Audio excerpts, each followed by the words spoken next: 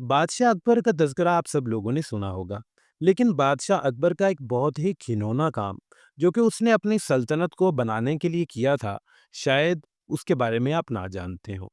दरअसल बादशाह अकबर एक ऐसा बादशाह था जो कि हिंदुस्तान पर हुकूमत करता था, और उसकी हुकूमत में जो उसकी रियाया थी, उनमें मुसलमान, हिंदू, ईसाई और सिख बरादरी भी मौजूद थी। अब बादशाह अकबर ने ये सोचा कि क्यों ना मैं अपनी सल्तनत को कुछ मजबूत करूं।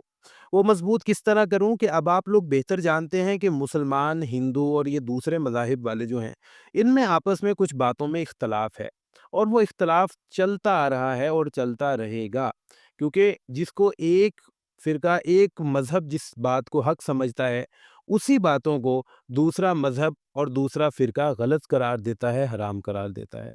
अब बादशाह ने ये घिनौनी हरकत की। उसने कहा कि मैं क्यों ना ऐसा करूं कि एक ही मज़हब बना दूं, यानी कुछ ऐसे काम करूं जिन चीज़ों पर लड़ाई होती है उनको मुश्तरक करके ख़त्म कर दूं, और एक ही ऐसा मज़हब बना दूं जिसके साथ लोग मिलजुल कर रहने लगें, और मुझे ज़्यादा ताकत मिले, मेरी हुकूमत मजबूत हो जाए।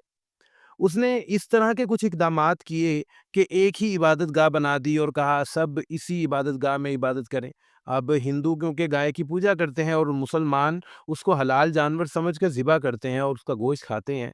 तो बादशाह ने इस इख्तलाफ को यूँ ख़त्म किया कि उसने कहा आज के बाद गाय का गोश्त नहीं बनेगा, यानी उसे ज़िबा नहीं किया जाएगा।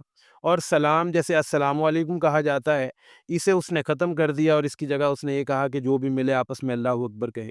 और इस तरह के बहुत से और उसने काम किए, जिससे दीन इस्लाम की जो असल रूह है वो ख़राब होने लगी। यानी दीन इस्लाम का जो एक असल मकसद है, दीन इस्लाम की जो असल इक़दार हैं, असल वैल्यूज़ हैं, उनको ठेस पहुँचने लगी।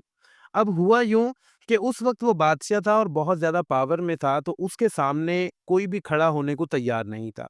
किसी में इतनी हिम्मत नहीं थी। लेकिन एक अल्लाह वाले उस वक़्त ऐसे थे, जो कि उस बादशाह के सामने सीना तान कर खड़े हुए और उस बादशाह को बताया कि जो तूने किया है ये गलत है। कभी भी जहन्नमी और जन्नती बराबर नहीं हो सकते, और ये जो तू कर रहा है ये गलत कर रहा है। बादशाह ने उन अल्लाह वालों को, उस नेक हस्ती को जेल में डलवा दिया, और उनका नाम था हज़रत मुजद्दद अल-अफ़सानी रहमतुल्लाह अलैह।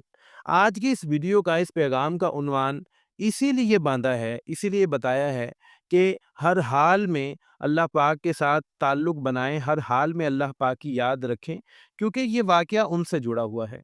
जब वो जेल में थे, तो कहा जाता है कि जेल जाने से पहले, कुछ अरसा पहले, उन्होंने अपने जो असहाब थे, उनके जो करीबी लोग थे, उन्हें ये बताना शुरू कर दिया था कि मुझ पर कोई बला उतरेगी, यानी मुझ पर कोई मुसीबत आएगी, और उस मुसीबत की वजह से मेरे जो दर्जात हैं वो अल्लाह पाक बुलंद कर देंगे।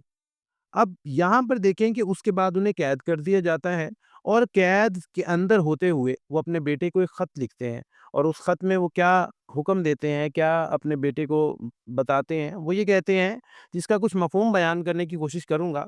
वो अल्लाह पाक का शुक्र अदा करने को कहते हैं कि मेरे बेटे अल्लाह का शुक्र अदा करो, और इबादत में मशगूल रहो, और अपने वक़्त को ज़ाया मत करो। और 3 उन्होंने जो पॉइंट्स उसमें दिए वो ये थे कि हर वक़्त इन तीनों में से एक काम करते रहो।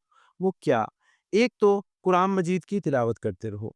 दूसरा, तवील यानी लंबी किरत के साथ नमाज़ पढ़ते रहो।